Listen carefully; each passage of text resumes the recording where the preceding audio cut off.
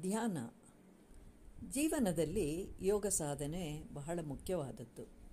ಯೋಗಿಯಲ್ಲದವನು ರೋಗಿ ಎಂಬಂತೆ ನಾವು ದಿನನಿತ್ಯವೂ ಯೋಗ ಧ್ಯಾನ ಮಾಡಬೇಕು. ಭಗವದ್ಗೀತೆಯಲ್ಲಿ ಶ್ರೀಕೃಷ್ಣ ಅರ್ಜುನನಿಗೆ 6ನೇ ಅಧ್ಯಾಯದಲ್ಲಿ ಧ್ಯಾನ ಯೋಗವನ್ನೇ ಹೇಳಿದ್ದಾರೆ. ಮೈಯಲ್ಲಿ ಶಕ್ತಿ ಇರುವಾಗಲೇ ಧ್ಯಾನವನ್ನು ಮಾಡಬೇಕು. ಧ್ಯಾನಕ್ಕೆ ಕುಳಿತುಕೊಳ್ಳಲು ಅವರದೇ ಆದ ನಿಯಮವಿರುತ್ತೆ.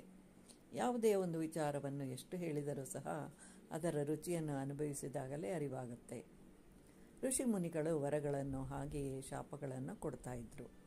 ಇವೆಲ್ಲ ಅವರಿಗೆ ಹೇಗೆ ಸಾಧ್ಯವಾಯಿತು ಅಂತ ಯೋಚಿಸಿದಾಗ ಇದಕ್ಕೆಲ್ಲ ಧ್ಯಾನದ ಮಹಿಮೆ ಅಂತ ನಮಗೆ ಅರಿವಾಗುತ್ತೆ.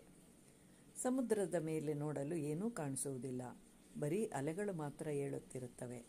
ಅದೇ ರೀತಿಯಾಗಿ ಮನಸ್ಸು ಸಹ ಮೊದಲಿಗೆ ಧ್ಯಾನಕ್ಕೆ ಕುಳಿತಾಗ ಅನೇಕ ರೀತಿಯ ಆಲೋಚನಾ ತರಂಗಗಳು ಬಂದು ಹೋಗುತ್ತಿರುತ್ತವೆ.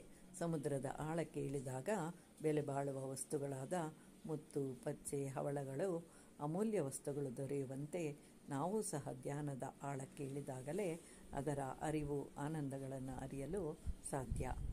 ಸಮುದ್ರದ ಆಳ, ಉದ್ದಗಳ, ಅಗಲಗಳನ್ನು ಅಳೆಯಲು ಹೇಗೆ ಸಾಧ್ಯವಿಲ್ಲವೋ ಅದೇ ರೀತಿ ಧ್ಯಾನ ಮಾಡಿದಷ್ಟು ಅದರ ಆಳ, ಅಗಲಗಳು ತಿಳಿದು ಆನಂದ ಹೆಚ್ಚುತ್ತದೆ.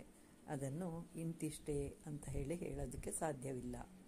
ಸಮುದ್ರವನ್ನು ದಾಟಲು ನಾವೆಯು ಹೇಗೆ ಸಹಾಯಕವೋ ಹಾಗೆ ಸಂಸಾರವೆಂಬ ಸಾಗರವನ್ನು ದಾಟಲು ಧ್ಯಾನವು ಸಹಾಯಕವಾಗುತ್ತೆ.